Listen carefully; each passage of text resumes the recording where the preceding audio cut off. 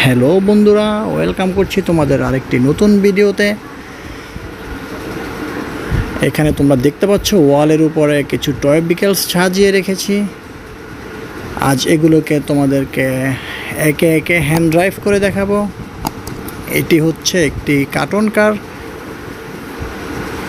তারপরেরটি হচ্ছে একটি racing car. এটি খুবই চমৎকার একটি racing car, high speed racing car এটি আবার রিমোট কন্ট্রোল।